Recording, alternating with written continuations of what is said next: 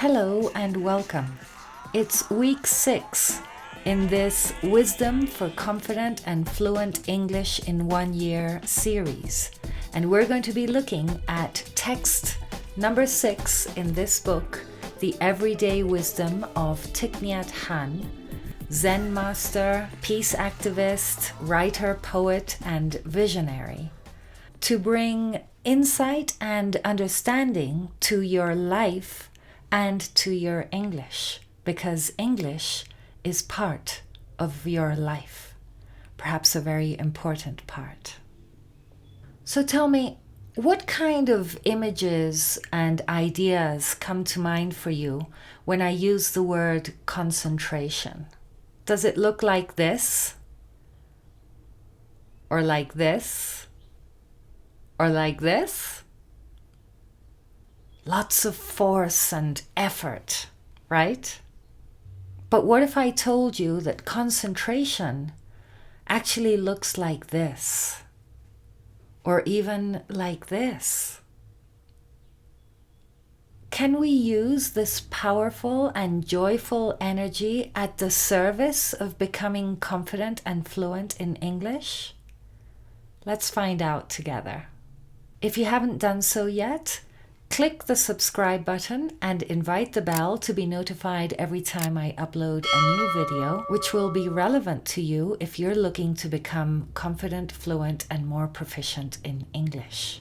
And if we haven't met yet, my name is Tanya Meyer. I'm an English as a foreign language teacher to adults, specializing in mindfulness practices to help bring clarity, understanding, and joy to your English language acquisition and use. Mindfulness is the practice of stopping and looking more deeply.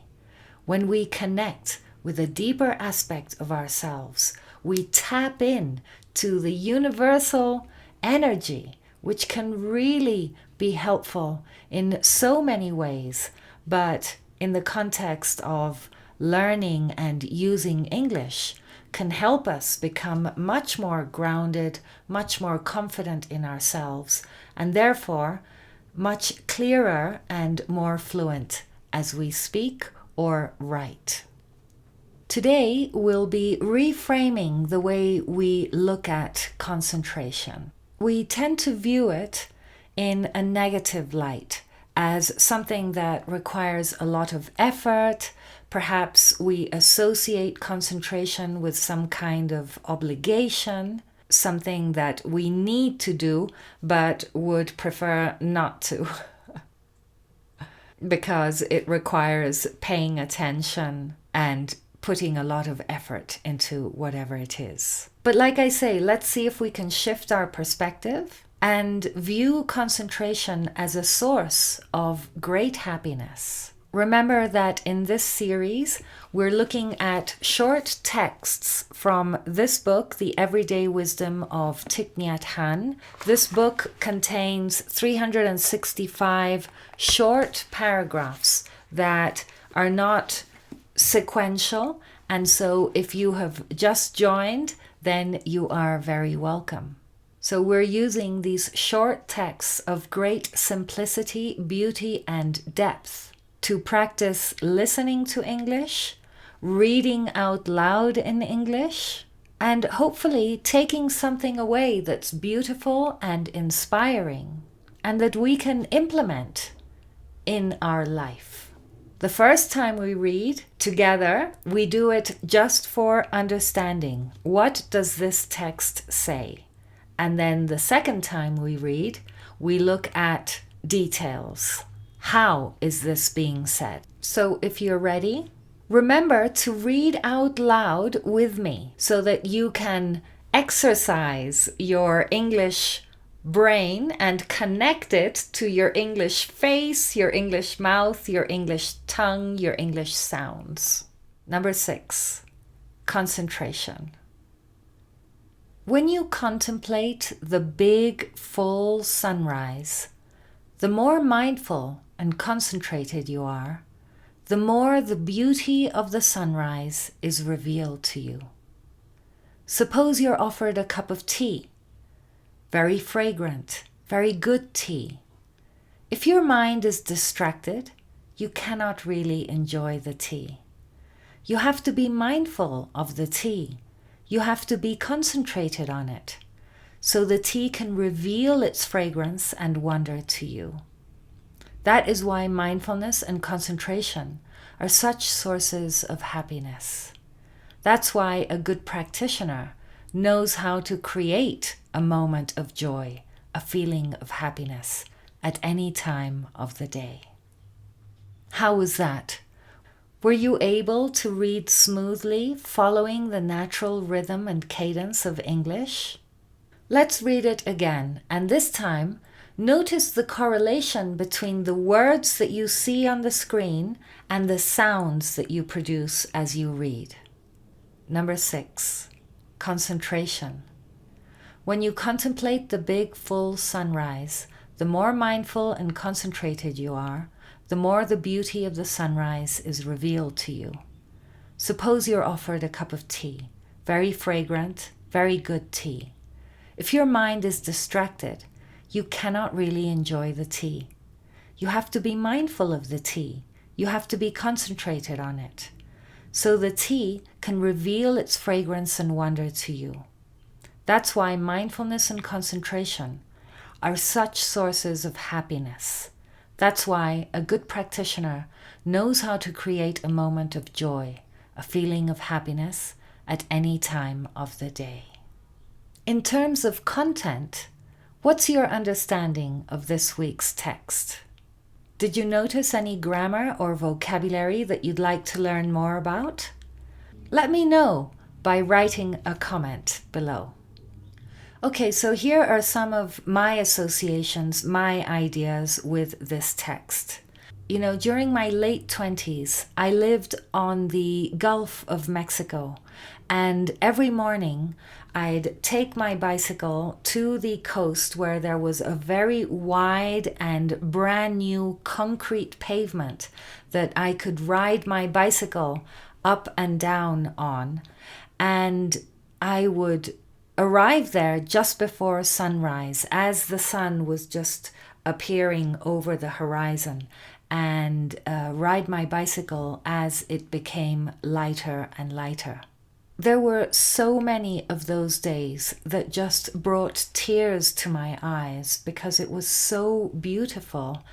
The way the sky changed colors from bright red to orange to pink to a whole kaleidoscope of colors in the sky. And sometimes I would have to stop in my tracks, get off the bicycle and just stand there in absolute awe as I observed the many shapes and shades of color and beauty. Now, from this text, I love the wording of beauty being revealed as we concentrate.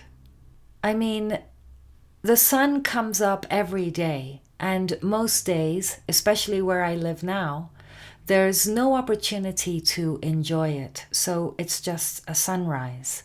And a cup of tea can be nothing. It can be something mechanical that we prepare every afternoon and drink mindlessly. Or it can be a sacred moment, a moment of communion with warmth and subtle fragrance, becoming one with goodness and enjoyment. Just being there with the cup of tea.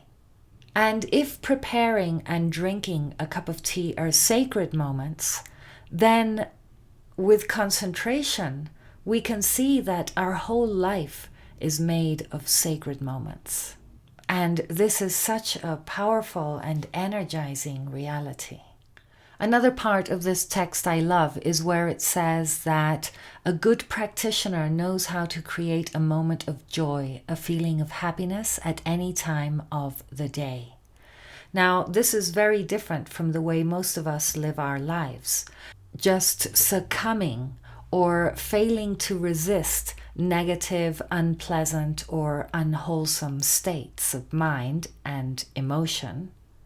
The way I see it, the way I understand it, but of course I'd love to hear your opinion as well, is that becoming aware of our state of mind, of our emotions in the present moment, allows us to discern what kind of action to take. And so it isn't that we ignore unpleasant or unwholesome thoughts and feelings, but more that we are accepting of them, we recognize them. Oh, here we are. I'm angry, I'm upset, I'm frustrated, I'm sad. Yes, just recognizing that and giving ourselves some grace, giving ourselves compassion, being compassionate with ourselves and saying, okay, well, I see that this is how I'm feeling at the moment, and that's okay. This is how it is right now. But then not generating or creating more thoughts and feelings to feed or to nurture that, but basically just being accepting of what is there and staying with it. Some teachers call it leaning in, and that's also very counterintuitive. It's something that I've only just been learning how to do in the last few years, really, recognizing the feeling and leaning into it, so that once we lean in, once we are embracing or recognizing the feeling, even if it's unpleasant, then it naturally dissipates, it naturally just disintegrates. So there's awareness of that, but there can also be awareness of, oh wow, I'm feeling very light and joyful and happy right now, and so this is the moment that I want to nurture. This is the moment where I can be really productive and do everything I need to do and more, because there is concentration and recognition of wholesome mental and emotional states. So to reframe this question of concentration and how we can apply it to becoming more confident and fluent in English, do this. First, we need the training to become more aware of our current mental and emotional states. Why do we need that training? Because our habit energy, the way that our mind normally works, is very powerful. It's very easy for our mind to just carry us with it. And so we need some kind of mind training, some kind of stopping, so that we can recognize whatever is arising in the moment. So that's the first step.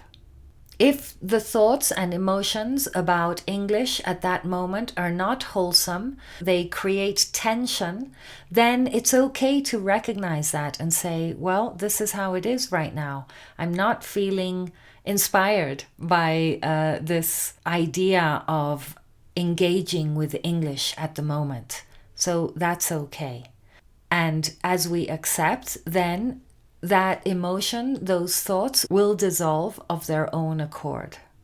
But if we become aware that the thoughts and emotions we're feeling and thinking at the moment towards English are wholesome and good, then that is the moment to engage with our community, to search for information, to do some research, to join a group, to practice, and to write some reflections as you watch your English grow and flourish and develop this way.